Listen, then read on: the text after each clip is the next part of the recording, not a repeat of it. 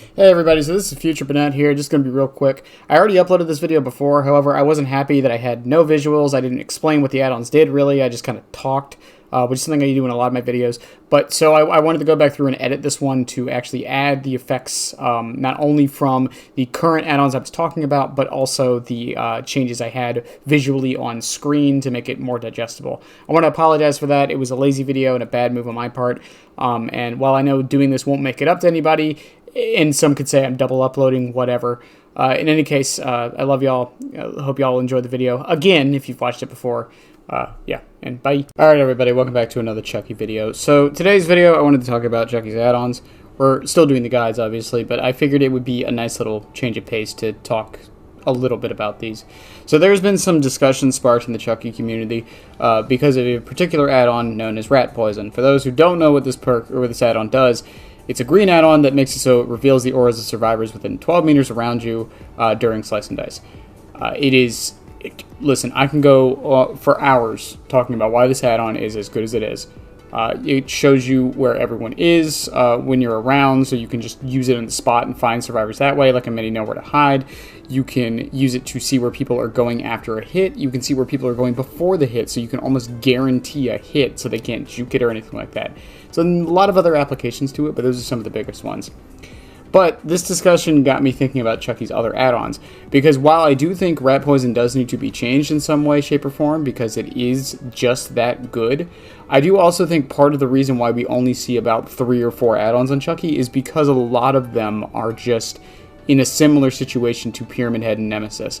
It's not necessarily that their other add-ons are bad, it's not necessarily that the add-ons they use all the time are good, it's that the other ones they have are just not useful or too situational and things like that. So I wanted to come up with some ideas on how we can change the add-ons. I did a Twitter thread about this the other day. I know Twitter, all that stuff. If you want to follow that, it's below, by the way, the link to it.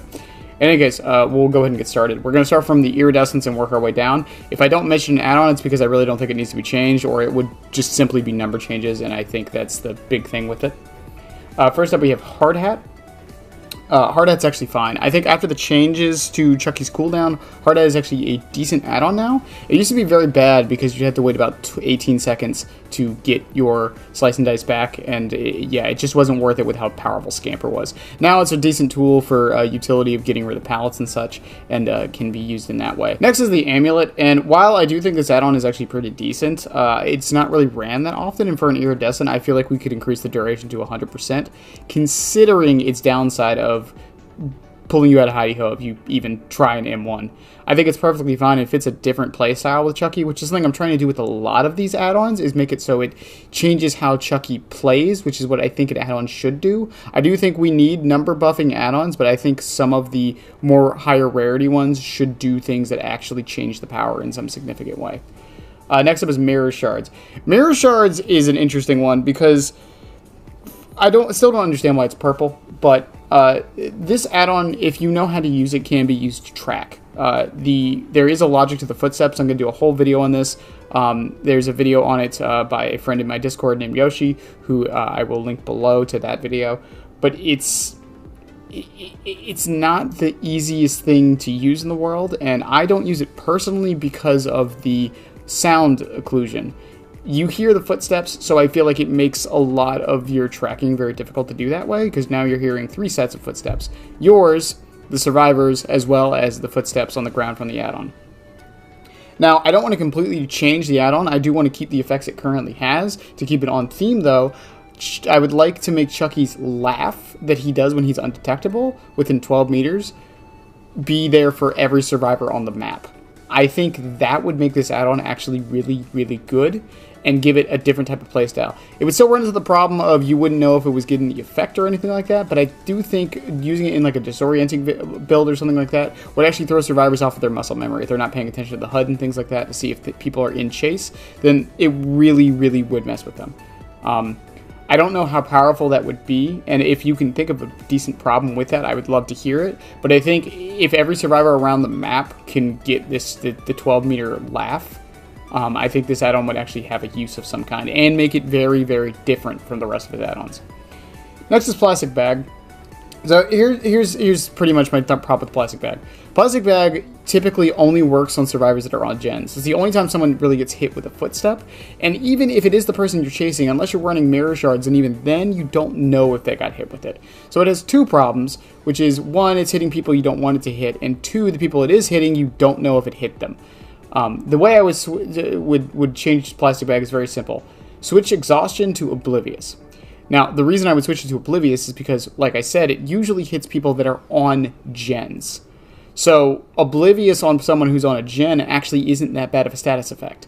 And on Chucky, oblivious is really, really powerful because they don't get the laugh indication of you being undetectable. So you can actually sneak up on survivors doing this. So I think it would be a worthwhile change. And I would make it maybe, I said 60, but maybe we could lower it to 40 seconds. Maybe 30. I only say 60 because of some of the bigger maps in the game. But I also think this fits more into Chucky's playstyle of being a bit of a sneaky sometimes. Straight razor's fine. Running shoes. Running shoes is another big one. So running shoes right now is 2% increase after scampering. During the times when you could manual scamper, this kind of had a use. Even then it was questionable, but it still had a use. Now that you can only do it during a slice and dice, and even then through a window when you slice and dice, which if a survivor just kind of hugs the window or the pallet, there's not really much you can do about it anyways. Change I would make to running shoes is make it increase your turn rate slightly. This would bring back the 180s, but require a pallet or a window to do it. It is honestly the only thing I do with it, and I could foresee this becoming one of his more used add-ons on some more experienced Chucky players, because it would become an add-on that lets you show skill in the turn rate and knowing when to use it and how to chain pallets together to maybe get more of the effect out of it. Pile of nails. I wasn't fully sure on how to change Pile of Nails. Pile of Nails, after the nerf, which I still don't understand why they did, is still one of his worst and most useless add-ons. There was a few changes you could do to it. The one I suggested was, while in Hidey Ho, whenever you get an M1, it increases Hidey Ho. The problem with this is it makes it very similar to Hairspray can, so maybe we don't do that. The other idea I had was make it so the laugh when you manually exit Hidey Ho, it ends. It doesn't happen, as well as the undetectable, and they increase the undetectable to 5 seconds. The problem with Pile of Nails is just that when you manually end Hidey Ho, it makes it so you laugh very loud and the survivors know. So it doesn't really do its job there. It only lasts for 3 seconds, which is about how long the laugh lasts. So by the time the laugh's over, oh well. On top of that, by using this, you're foregoing using slice and dice for any reason. 9 out of 10, even if you don't see a survivor, it is better to slice and dice just for the mobility, even if it's about to go away. So I really don't know what we can do to Pile of Nails other than just buffing the number up as much as it could be, but I would love to see the playstyle of Chucky being undetectable outside of Hidey Ho in some way, shape, or form be added to the game. Once again, I do kind of like the idea of when you land an M1, it keeps Hidey Ho going, because you could keep this going and going and going from chaining M1s and turn him into a primarily stealth mind game killer that basically just doesn't use the slice and dice, because you would have to manually end it as well. I would keep its current effect as well. Rat poison is the big one. So rat poison, as I stated earlier in this video, does a lot of things for Chucky. And I want to more make it into a rat finder, as the name implies, and I feel like that would be a less frustrating way to use it. So my suggestion is, instead of showing auras, survivors that enter your terror radius during a slice and dice scream. So while you're doing the dash and you're going through the motion of that, any survivor that enters your terror radius during that screams, and you get their location from that. They don't show their aura, they don't do anything like that. This would mean that you can't use it to get pinpoint accurate locations of them during juke or things like that, so they can't do anything there. It also means that it still is good at finding survivors that are hiding out nearby, so you can still use it on the spot for information like that. It just wouldn't be nearly as useful there.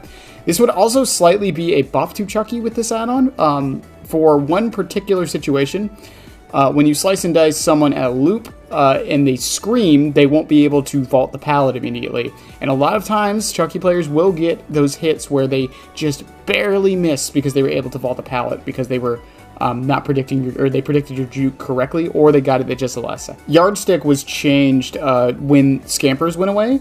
And while window scampers were a thing, I actually thought the change was fine, because I thought that's why they did it, because they thought people would scamper with windows more often, and that's why they changed it. I would honestly just increase the range because of how seldom you get to use it now. while you can still scamper and slice and dice and whatever, the aura reading you get from it isn't really valuable most of the time. Especially, like I said many times, if a survivor knows how to play against it, they just sit at the pallet and wait anyways. So I would just increase the range, maybe increase the duration of the aura reading. I'm not 100% sure. This doesn't fall into the same line as rat poison does, because rat poison is always available, and there's no prerequisite to the aura reading. So yeah, yardstick is a weird one in that case. Carving knife, just up the numbers, but I would have it double the cooldown, so it makes slice and dice more of a mobility tool. Carving knife right now is fine. However, a lot of times you don't want to be missing your slice and dice, and if you're going for like a save the best for last build or something like that, where you're not trying to land your M2s all the time, I would like to lean more into that. So I would up the numbers to maybe 10% and make it so this is literally just a dash by doubling the cooldown on slice and dice. So it goes up from 12 seconds, maybe not doubling it, but making it 20 seconds or 18 like it used to be. That way, if you want to play Chucky in this way, where you're a 110 killer with a dash that helps you get around the map or catch up to survivors, you can still use it that way. Would it be the most useful thing in the world? No, but it's different, and I think it would lead to different builds and playstyles that could be added to in good ways. Onto the browns. Really, there's only two browns I want to talk about. The good guy eyes. I've talked about this many times. I made a whole video on it. Lowering the range is what I would do to it. Ironically, lowering the aura range on this add-on would make it a buff, because I would lower the range to exactly what a slice and dice's max range is at base. Because that would mean you could use good guy eyes to know where you can slice and dice during a chase to chain a scamper. I think that is perfectly fine and what this add-on should do. I don't like it being a mini Zancian that basically gives you information that you really can't do too much with. Even with this change, it wouldn't become like an S-tier add-on or anything, but it would still be useful in certain situations. And strobe lights. Strobe lights was one of the weird add-ons that actually kind of got nerfed when they lowered the cooldown. So the only thing I would do to strobe lights is reverse its effect. So rather than lowering your terror radius when slice and dice is on cooldown, because that only lasts for about 10 seconds, I would have it lower your terror radius when slice and dice is ready to use. So when it's off cooldown, I would have it lower your terror radius. If you combine this with Silk Pillow, Monitor, and Abuse, Chucky would have an extremely low terror radius. However, he wouldn't be able to access his hidey-ho mode or his slice and dice if he wants to stay in that low terror radius. And I think it would lead to an interestingly different playstyle. This would be kind of similar to like Jewel Beetle on Wesker, where it's a brown add-on that's kind of like a meme thing, but it actually has a use. Future Bennett here. I do want to add that I've actually been testing strobe light since making this video, and honestly, I don't think strobe light needs to be changed at all. I think it's perfectly fine the way it is, and it actually has some really, really good uses if you play into it, which I think is another problem in and of itself, but at the same time, I kind of like. I still would love to see this change tried at the very least, even though I know it'll never happen, but yeah, just putting that in there for strobe light. Thanks. And I'd love to see brown add-ons like that. I think brown add-ons get a lot of crap, and people say that they should be bad. I don't agree with the sentiment and never have. I really do think brown add-ons should still have their place as kind of quality of life things, but with what strobe light is now, I would love to change it into something a bit more useful. So that's really it. Those are all the add-ons I would change on Chucky and how I would. As always, I'm not some proprietor or some arbiter of knowledge on Chucky. I'm not the only voice in the community. I would love to hear what other people have to say about these changes. And let's not kid ourselves, none of these are happening. But I would still love to see them. In any case, I love you guys. Have a good one as always. And bye. Subscribe, damn it. I'll be back. I always come back, and so should you, you moron.